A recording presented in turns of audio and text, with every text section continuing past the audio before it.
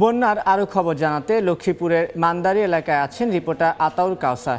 সরাসরি চলে যাচ্ছি তার কাছে। যেতে যে সড়কটি তার পাশে একটি শাখা সড়কের ভেতরে এই অবস্থা। আমরা দেখছি এখানে কিছু ঘরবাড়ি রয়েছে এবং প্রত্যেকটি বাড়ি কিন্তু পানির তলে তলিয়ে গেছে।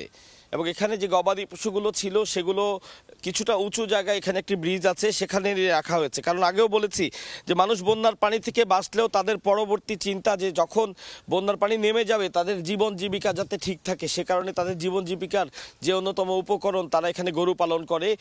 নিজের জানের তোয়াক্কা না করেও তারা সেই পশুগুলো যাতে নির্বিঘ্নে নিরাপদে থাকতে পারে সে ব্যবস্থা করছেন।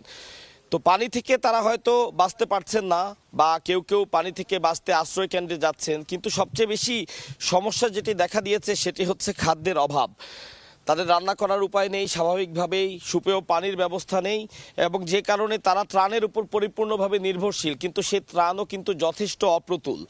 এবং বারবারই একই অভিযোগ করছেন আশপাশের মানুষ যে মূল সড়কের আশপাশে অনেকে ত্রাণ পেলেও যারা কিছুটা ভেতরের দিকে তারা কিন্তু কোনোভাবেই ত্রাণ পাচ্ছেন না। এবং একই তারা বলছেন যে অনেকেই একাধিকবার ত্রাণ পাচ্ছেন, আবার এমন অনেক আছে ব্যক্তি যারা একবারের জন্য ত্রাণ পাননি। এবং একই সাথে বলছেন যে বাজারে যদি তারা যেতেও পারেন জিনিসপত্রের দাম অত্যাধিকভাবে বেশি রাখা হচ্ছে। আগে যে মুড়ি তারা কিনতেন 60 থেকে 70 টাকায়, সেটা কখনো কখনো 120 থেকে 130 টাকা করেও কিনতে হচ্ছে। তারা অভিযোগ করছেন যে এক শ্রেণীর মানুষ যারা সুবিধা ভোগী তারা এই সুযোগটাকে কাজে লাগিয়ে জিনিসপত্রের দাম বাড়িয়েছেন।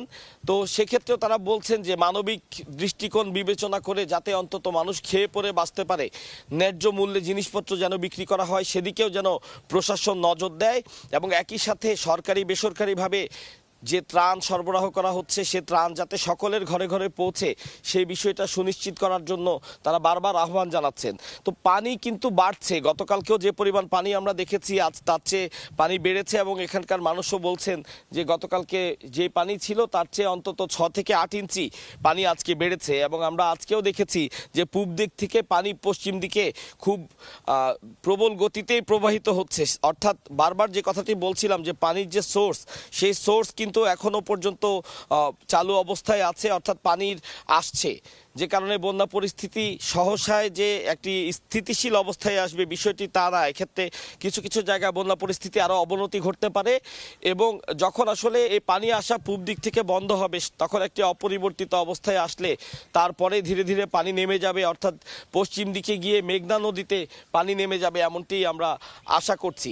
এবং এখানে যারা অভিজ্ঞ ব্যক্তি আছেন, যারা এর আগেও বন্যার ভয়াবহতা দেখেছিলেন, তারা বলছেন যে এভাবে আসলে পানি নেমে যায় পশ্চিম দিকে গিয়ে মেঘনা নদীতে। আপনারা দেখতে পাচ্ছেন যে এটি একটি ঘরের উঠোন, এখানে এমনভাবেই পানি জমে আছে যে এই অন্তত আমরা যতটুকু বুঝতে পারছি যে মাটি থেকে মিনিমাম 2.5 থেকে 3 ফুট উচ্চতার পানি জমেছে। এবং যে ঘরগুলো কিছুটা উঁচু করে বানানো সেই ঘরগুলোতে হয়তো ঘরের মেঝে ভিজেছে, কিন্তু যে ঘরগুলো নিচু অবস্থায় এমন এমন ঘরও আছে যেগুলোর প্রায় অর্ধেক পরিমাণ ঘর পানির নিচে তলিয়ে গেছে। স্বাভাবিকভাবেই সেই ঘরগুলোতে মানুষজন আর থাকতে পারছেন না, তারা বাধ্য হয়ে আশ্রয় কেন্দ্রে গিয়েছেন বা নিকটবর্তী প্রতিবেশী যারা রয়েছেন তাদের ঘর বাড়িতে গিয়ে উঠেছেন। এবং এখানে চলাচলের জন্য আসলে হেঁটে খুব বেশি দূর যে যাওয়া যায় সেই বিষয়টি নেই। মানুষ চলাচলের জন্য এখন নৌকা বা ভেলা এই জিনিসটি অত্যন্ত প্রয়োজন।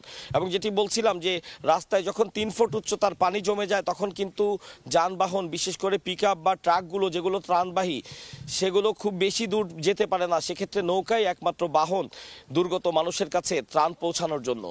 তো লক্ষ্মীপুরের বিভিন্ন জায়গায় কিন্তু এই একই অবস্থা। এই লক্ষ্মীপুরের বন্যা পরিস্থিতি যেটি আমি এখন দেখাচ্ছিলাম, লক্ষ্মীপুরের বন্যা পরিস্থিতি সর্বশেষ এই ছিল আমার কাছে। এতক্ষণ সরাসরি যুক্ত ছিলাম লক্ষ্মীপুরে।